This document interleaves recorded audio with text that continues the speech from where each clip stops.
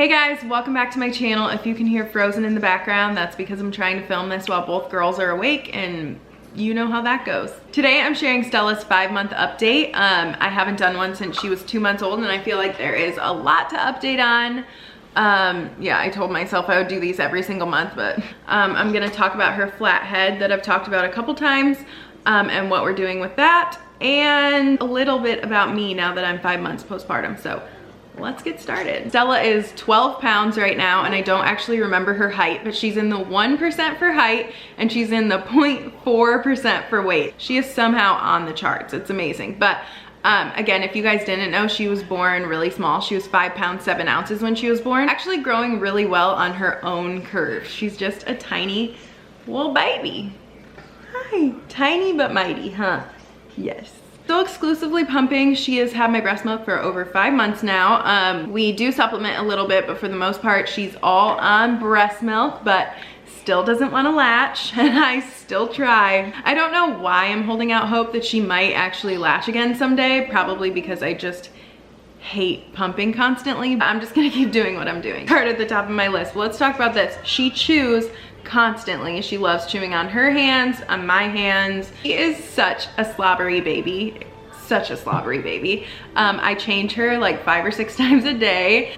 I do put bibs on her when I remember, but yeah, we are changing clothes constantly because she's always slobbering. One of the huge things that is different with her than my last update, which was obviously a couple months ago, her spit up is almost non-existent compared to what it was. Lucy spit up constantly until honestly she was like 10 or 11 months old. She was always spitting up. So I just assumed that'd be the same for Stella because Stella was the spit up queen. But now she spits up once, maybe twice a day. It has been a crazy change. Is in size 2 diapers. She's stepping up in the world, considering she went from preemie diapers the first 3 weeks of her life. You're getting so big. In size 3 to 6 month clothes. She's in 6 month sleepers from Carter's. I'm sorry, I feel like this Frozen is so loud right now, but she's really started playing with toys this month, and to where she's like learning how to use them and pick them up and play with them and laugh at them, and it's so darn cute.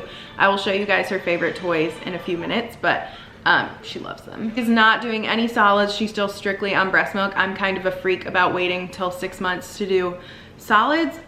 You do you and talk to your doctor. But just from all the research I've done, I'm just gonna, I'm gonna delay solids till at least 6 months. She'll definitely be ready at 6 months because she is getting really good at sitting up. She's a squirmy girl. She's always moving, always kicking her feet, always wanting to play with toys. Staring at her sister right now. Okay, we had to get a bib for this slobber monster. Anyway, so let's talk about sleep for a minute.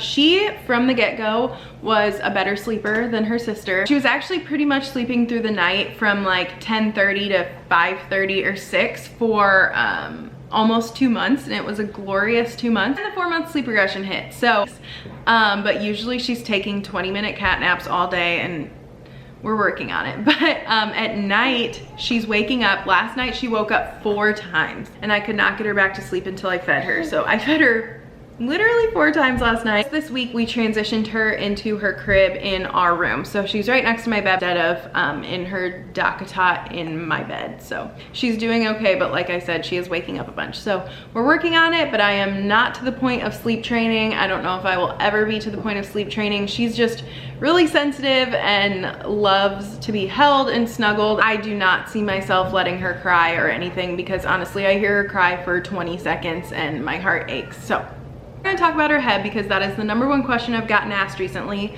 I think my kids are settled for a little bit. So I went to the appointment that I had moved up because I was a little concerned about her head. I went to it, they put me in with a nurse practitioner who I've never seen before, and don't get me wrong, she was so sweet, so kind.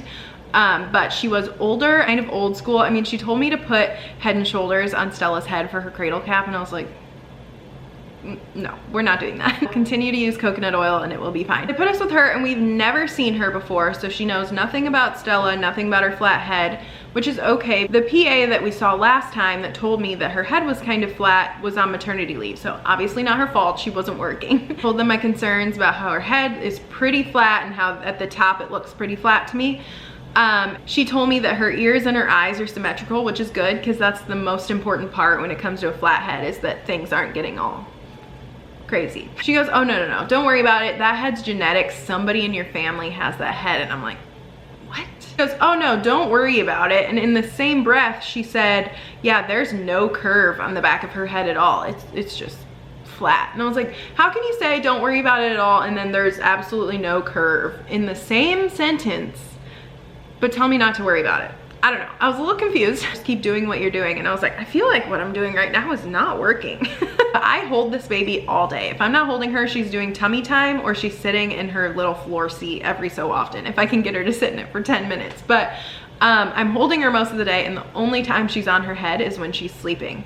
Then she read the notes from Stella's 2-month appointment, and it said positional plagiocephaly, plagiocephaly, I don't really know how to say it, but that's what it said on there. And she goes, oh, no, that's not what that is. And I was like, what do you mean? I'm so confused. So that was literally it. That was just where she left it. She was like, don't worry about it. So I asked if she wanted me to come in a couple weeks to get it checked again to see if it was doing any better.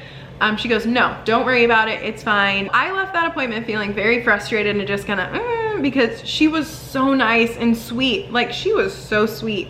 But after talking to my mom a little bit and talking to Shane, I just decided to go straight to the source, and I called Cranial Technologies in the suburbs is where we would get referred if she did need a helmet anyway. So I looked up on their website, and they do free consultations, free evaluations, and so I was like, why wouldn't I do that? I don't feel like there's anything wrong with getting a second opinion. I've actually been playing phone tag the last couple times because I never see my phone. Back today and 100% get her an appointment for as soon as possible. I just want to know, maybe her head is totally fine and they think she is going to grow out of it. Maybe she needs a helmet. I don't know, but I want to get it taken care of as soon as possible because everything I've read says like the sooner you can get them into a helmet, the better. In this video, I'm going to call them and get her on the books so we can get in there and just get an assessment. So I will take you guys along with that. I will keep you updated. But yeah, for now I have no answers, and I feel like it just sucks because I totally have mom guilt over it, and I feel like it's my fault, even though like I don't know that there's anything else I could do. You can ask Shane. I'm a psycho about her being on her head. I just feel really guilty, even though everyone I talk to is like, it's not your fault. Like, some babies just have really malleable heads. So I don't know. And I just realized this thing was sticking out my entire video. Cool. Really rambly about her head, but I will keep you guys updated. I'm actually napping right now, so I'm gonna finish up this video and then I will insert a clip of her head when she wakes up. That's pretty much it on her. I'm probably missing some stuff, but honestly, she is like the happiest, sweetest girl. We love her so much. She's getting so fun and she's obsessed with her sister. Like, Lucy and Stella are best friends. And I hope they stay that way forever. I know it's not going to once they start like fighting over toys, but they love each other so much right now, and it is so dang sweet. I'm obsessed with them. She just loves to be held and snuggled up close, and she loves to smile and laugh and fish hook you 24/7. We love her so much. Again, I will insert clips of her when she wakes up. Overall, it's been going well. We're definitely in like a normal routine now. I think back to before Stella was born, and I laugh about how I thought having one child was hard. Some days it definitely can be difficult. When Stella doesn't want a nap or when Lucy doesn't want a nap and blah, blah, blah, I need to get pulled a bunch of different directions. Overall, it's awesome. I love being a mom to 2 girls. So, 5 months postpartum, what's going on? I started working out about a month ago. I'm getting better and better every single day. About 5 pounds to lose before my pre-pregnancy weight, but I could stand to lose another 5 pounds after my pre-pregnancy weight because I wasn't doing a lot when I got pregnant. I really am starting to feel a lot better. Working out, not eating candy every second of every day. Postpartum hair loss, still very real. These are my bald spots. You guys probably saw, but I chopped off all my hair because I could not handle the shedding anymore. I couldn't do it. So I cut off all my hair and I love it, actually. I'm really obsessed with it. It looks a little crazy today, but not though. That's pretty much all that's going on. Feeling really good. I just want to tighten everything up now because it got a little wiggly jiggly for a while, but that's what babies do. So thank you guys so much for watching and supporting my channel. Be sure to give this video a thumbs up, subscribe if you haven't already, and I will see you guys in my next video. Bye!